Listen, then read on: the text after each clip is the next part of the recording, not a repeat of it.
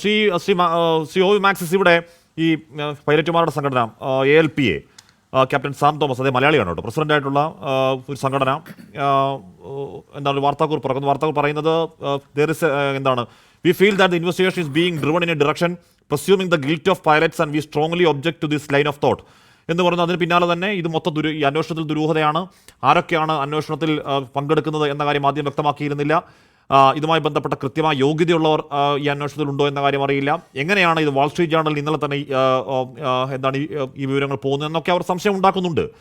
പക്ഷേ ഡോക്ടർ മോഹൻ വർഗീസ് പറഞ്ഞ ഏറ്റവും അവസാനം പറഞ്ഞു നിർത്തിയ ആ സംഭവം, ഇപ്പോൾ 2015 ജർമ്മൻ വിങ്സിൻ്റെ ഫ്ലൈറ്റ് അവിടെ ഉണ്ടാകുന്നു, 150 പേരെ കൊന്ന അപകടമാണ്. ആൻഡ്രിയാസ് ലൂബിറ്റ്സ് എന്ന സഹ പൈലറ്റ് മനഃപൂർവ്വം അപകടം ഉണ്ടാക്കിയതാണ് പിന്നീട് കണ്ടെത്തിയത്. ഈ പൈലറ്റ് ഡിപ്രഷൻ ചികിത്സ തേടിയിരുന്ന ആളാണെന്നും ആത്മഹത്യാ പ്രവണത ഉണ്ടായിരുന്ന ആളായിരുന്നു പിന്നീട് കണ്ടെത്തുന്നു. മെയിൻ പൈലറ്റ് ടോയ്ലറ്റിൽ പോയ സമയത്ത് കോക്പിറ്റ് അടച്ച്, അത് പുറത്തും തുറക്കാൻ കഴിയാത്ത രീതിയിൽ കോക്പിറ്റ് അടച്ച് സഹ പൈലറ്റ് അത്തരത്തിൽ നൂറുകണക്കിന് ആളുകളുടെ മരണത്തിന് കാരണമാകുന്ന ഒരു ആത്മഹത്യ അവിടെ ചെയ്തു. അതുകൊണ്ട് അങ്ങനെ ഇല്ല എന്ന് 100% നമുക്ക് തള്ളിക്കളയാൻ പറ്റുമോ ശ്രീ ഒ മാക്സിസ്?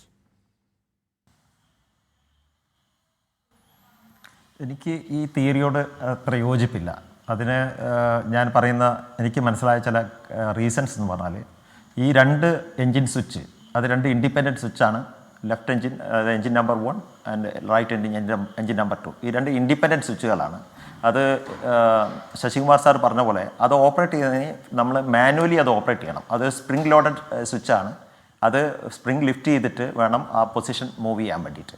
ഇത് 2 സ്വിച്ച് ഓപ്പറേറ്റ് ചെയ്ത് നമ്മുടെ ടൈം ഗ്യാപ്പ് ഒന്ന് നിങ്ങൾ ശ്രദ്ധിച്ച് നോക്കൂ. 1 സെക്കൻഡാണ്. 1 സെക്കൻഡ് എന്ന് പറഞ്ഞാൽ 2ഉം സൈമൾട്ടേനിയസ്ലി ഓപ്പറേറ്റ് ചെയ്യാൻ പറ്റില്ല എന്നുള്ളത് എല്ലാവർക്കും അറിയുന്ന കാര്യമാണ്. കാരണം 2 പൊസിഷനിലാണ് സ്വിച്ച് ഇരിക്കുന്നത്. അപ്പോൾ ഈ 1 സെക്കൻഡ് ഗ്യാപ്പിൽ നമ്മൾ ഫിസിക്കലി ഈ ലോക്ക് മെക്കാനിസം റിലീസ് ചെയ്തിട്ട് ഈ സ്വിച്ച് മാനിപ്പുലേറ്റ് ചെയ്യാൻ ഒരിക്കലും പറ്റുകയില്ല. പിന്നെ അതിനെ ജസ്റ്റിഫൈ ചെയ്യുന്ന റീസൺസ് പറഞ്ഞാൽ, നെക്സ്റ്റ് എന്താ സംഭവിച്ചത്, ഈ ഇവർ എൻജിൻ ഫ്യൂവൽ സ്വിച്ച് ഓഫ് ആയെന്നുള്ള കാര്യം മനസ്സിലാക്കിയ ഉടനെ തന്നെ അത് കറക്റ്റീവ് ആക്ഷൻ എടുത്തു. 10 സെക്കൻഡാണ് എടുത്തിരിക്കുന്നത്. ആസ് പെർ ഇവരുടെ പ്രിലിമിനറി റിപ്പോർട്ട് പ്രകാരം 10 സെക്കൻഡിനുള്ളിൽ പൈലറ്റ് കറക്റ്റീവ് ആക്ഷൻ എടുത്തു. എൻജിൻ നമ്പർ 1 റൺ പൊസിഷനിലേക്ക് മാറ്റി. അത് കഴിഞ്ഞിട്ട് ഉടനെ 5 സെക്കൻഡോ എക്സാക്ട്ലി 5 സെക്കൻഡ് കഴിഞ്ഞപ്പോൾ എൻജിൻ നമ്പർ 2 അത് റൺ പൊസിഷനിലേക്ക് മാറ്റുന്നു. അതായത് അവിടെ വളരെ ഫ്രാൻറ്റിക്കായിട്ട് ചെയ്തിട്ട് പോലും 5 സെക്കൻഡ് സമയമെടുത്തു ഈ 2 സ്വിച്ച് ഓപ്പറേറ്റ് ചെയ്യാൻ വേണ്ടിയിട്ട്. അതിനെക്കാട്ടി കൂടുതൽ സമയമെടുക്കും ഈ സ്പ്രിംഗ് മെക്കാനിസം ഉള്ള സ്വിച്ച് അതിലേക്ക് എന്താണ് കട്ട് ഓഫ് പൊസിഷനിലേക്ക് വരാൻ വേണ്ടി. അതുകൊണ്ട് ഞാൻ ആ തിയറിയിൽ എനിക്ക് വിശ്വാസമില്ല. പക്ഷേ അതിനുള്ള സാധ്യതകൾ തള്ളിക്കളയാനല്ല. ഇത് ഇലക്ട്രോണിക്കലി കൺട്രോൾ ചെയ്യാൻ കഴിയില്ല എന്ന് പറയുന്നുണ്ട്. ഈ സ്വിച്ചുകൾ ഇലക്ട്രോണിക്കലി കൺട്രോൾ ചെയ്യാൻ കഴിയുന്ന ഒന്നല്ല. അത് പൈലറ്റുമാർ മാനുവലി ചെയ്യേണ്ടതാണ്. മാനുവലി ചെയ്യുന്നത് തന്നെ ഏതെങ്കിലും തരത്തിൽ അറിയാതെ കൈതട്ടിയാൽ തട്ടിപ്പോകുന്ന, അപ്പോൾ താങ്കൾ തന്നെ പറഞ്ഞ പോലെ ഏതെങ്കിലും കൈതട്ടിയാൽ തട്ടിപ്പോകുന്ന മട്ടിലല്ല അതിൻ്റെ നിർമ്മിതി. അത് അത്യാവശ്യം ബലം പ്രയോഗിച്ച് നമ്മുടെ ഭാഗത്തേക്ക് പൊക്കിയതിന് ശേഷം മാത്രമേ അങ്ങോട്ടും ഇങ്ങോട്ടും ആക്കാൻ പറ്റൂ എന്നുള്ളതാണ് ഒരു പൈലറ്റിനോട് പറഞ്ഞത് ശ്രീ. അപ്പോൾ അതുവരെ യാതൊരു അപകട സൂചനയും ഇല്ലാതിരുന്ന പറന്നുയർന്ന വിമാനത്തിൻ്റെ എഞ്ചിനുകൾ ഓഫാക്കത്തക്ക രീതിയിൽ സ്വിച്ച് എങ്ങനെ ഓഫ് മോഡിലേക്ക് പോയി എന്നറിയണ്ടേ ശ്രീ മാക്സിസ്? ഈ കാര്യം പരിശോധിക്കേണ്ടത് ഈ FAA സർക്കുലറിൻ്റെ പശ്ചാത്തലത്തിലാണ്. അഡ്വൈസറി സർക്കുലർ, അതായത് NM 18-33 എന്നുള്ളത്. ഈ സർക്കുലറിൽ ഇതിനുള്ള സാധ്യത FAA പറയുന്നുണ്ട്.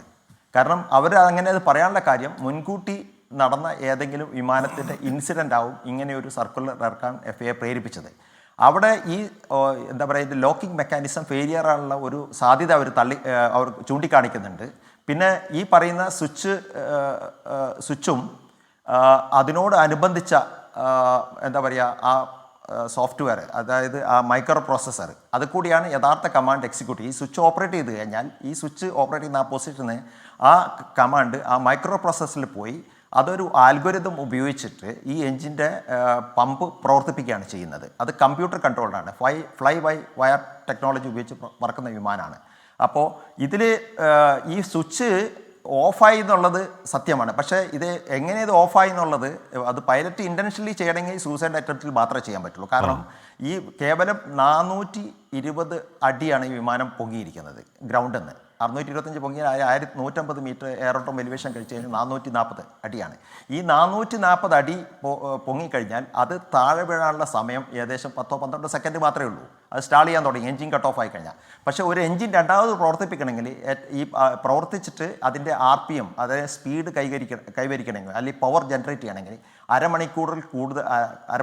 മിനിറ്റിൽ കൂടുതൽ സമയം വേണമെന്നാണ്, ഏകദേശം 1.5 മിനിറ്റ് സമയം വേണമെന്നാണ് അതുമായിട്ട് ബന്ധപ്പെട്ട എക്സ്പീരിയൻസ് ഉള്ള പൈലറ്റ്മാരോട് സംസാരിച്ചപ്പോൾ എനിക്ക് മനസ്സിലായത്.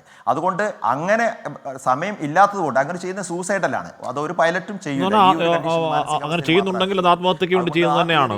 ഇപ്പോൾ ഞാൻ പറഞ്ഞു, അങ്ങനെ അറിയാതെ വല്ലതും കൈതട്ടിപ്പോയാണെങ്കിൽ വേണമെങ്കിൽ ഒറ്റ ഒരു സ്വിച്ച് ഓഫ് ആവാം, ഇത് 2 സ്വിച്ച് ഓഫ് ആവുന്നു 1 സെക്കൻഡ് വ്യത്യാസത്തിൽ.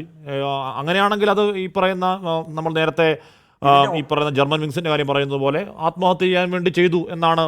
അങ്ങനെയാണെങ്കിൽ അല്ല, അതിൽ വേറൊരു സാധ്യതയുണ്ട്. ഇപ്പോൾ ഈ ലോക്കിംഗ് മെക്കാനിസം ഫെയിലിയർ ആയെന്ന് കൂട്ടിക്കോ, ഓട്ടോമാറ്റിക് ലോക്കിംഗ് മെക്കാനിസം ഫെയിലിയർ ആയി കഴിഞ്ഞാൽ ചിലപ്പോൾ പൈലറ്റ് ചിലപ്പോൾ ഒറ്റ ടച്ചിൽ ചിലപ്പോൾ ഈ രണ്ടും ഓപ്പറേറ്റ് ചെയ്തിരിക്കാം, ഫോളായി താഴോട്ടാണ് വരുന്നത്. പക്ഷേ ആത്മഹത്യ ചെയ്യാനാണെങ്കിൽ ഈ പൈലറ്റ് കോ പൈലറ്റാണ് വിമാനം പറപ്പിച്ചിരിക്കുന്നത്. ഇപ്പോൾ നേരത്തെ എനിക്ക് മുമ്പിൽ പറഞ്ഞ ആൾ പറയുന്നു ഇത് പൈലറ്റിംഗ് കമാൻഡ് ആയിരിക്കും അദ്ദേഹത്തിൻ്റെ ലീവിൻ്റെ സ്റ്റാറ്റിസ്റ്റിക്സ് ഒക്കെ അവതരിപ്പിക്കുകയുണ്ടായി. അങ്ങനെയാണെങ്കിൽ ഈ കമാൻഡർക്ക് ഈസി ആയിട്ട് ആ വിമാനത്തിൻ്റെ കൺട്രോൾ അയാൾ എടുക്കാമായിരുന്നു. എന്തിനാ കോ പൈലറ്റിനെ വെച്ചത്? അയാൾക്ക് അങ്ങനെ ഒരു സൂസൈഡലായിട്ടുള്ള ഒരു മിഷൻ അയാൾക്ക് ഉണ്ടായിരുന്നെങ്കിൽ അയാൾക്ക് തന്നെ കൺട്രോൾ ചെയ്തുകൂടാ, വിമാനം അയാൾക്ക് പൈലറ്റ് ചെയ്തുകൂടായിരുന്നു. അയാൾ കോ പൈലറ്റിനെ കൊണ്ട് ചെയ്യിപ്പിച്ചിട്ട് ഇത്രയും ഇത് ചെയ്യേണ്ട കാര്യമുണ്ടോ?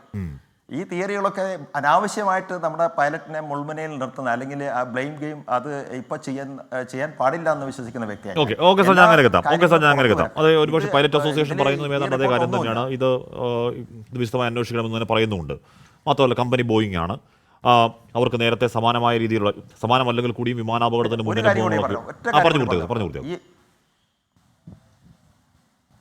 അതായത് ഇതിൽ പറയുന്ന ഈ പൈലറ്റിൻ്റെ നേരെ വിരൽ ചൂണ്ടുന്ന ഏക ഒരു ഫാക്ടർ എന്ന് പറഞ്ഞാൽ, ഒരു പൈലറ്റ് പറയുന്നു why did you do it എന്ന് പറയുന്നു. അതിൻ്റെ യഥാർത്ഥത്തിൽ പറഞ്ഞ കോൺവെർസേഷൻ അല്ല നമുക്ക് ഈ റിപ്പോർട്ട് വന്നിരിക്കുന്നത്, അതിൻ്റെ ഒരു ട്രാൻസ്ലേഷനാണ് തന്നിരിക്കുന്നത്, നമ്മൾ വായിച്ചിരിക്കുന്നത്.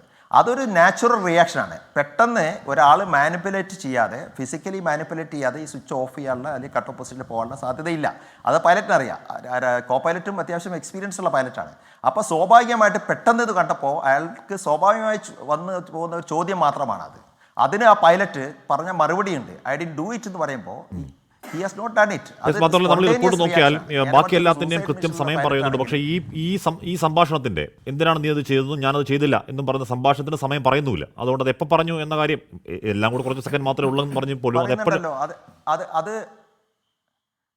റിപ്പോർട്ടിലെ സമയം പറയുന്നില്ല. 10 സെക്കൻഡ് രണ്ടാമത് ഇവർ എഞ്ചിൻ പ്രവർത്തിപ്പിക്കാനുള്ള ശ്രമം ഉണ്ടെന്നാണ് ഞാൻ മനസ്സിലാക്കുന്നത്. അതായത് ഈ എഞ്ചിൻ പ്രവർത്തിപ്പിക്കാൻ ശ്രമിച്ചതിന് ശേഷമാണ് ഈ കോൺവെർസേഷൻ കോക്പിറ്റ് വോയിസ് റെക്കോർഡറിൽ റെക്കോർഡ് ചെയ്യപ്പെടും. പിന്നെ ഇതിന് വിഷ്വൽസ് ഒന്നും ഇല്ല. ശരിക്ക് അത് ആരാണ് പറഞ്ഞതെന്ന് വോയിസിൻ്റെ അനാലിസിസിലൂടെ മാത്രമേ തെളിയിക്കാൻ പറ്റുള്ളൂ. അത് ഏത് മൈക്ക് കൂടെ പറഞ്ഞാണെങ്കിൽ നേരത്തെ അദ്ദേഹം പറഞ്ഞ പോലെ ഏത് മൈക്കാണ് ഈ പർട്ടിക്കുലർ വോയിസ് ട്രാൻസ്മിറ്റ് ചെയ്ത് നമുക്ക് മനസ്സിലാക്കാൻ പറ്റും.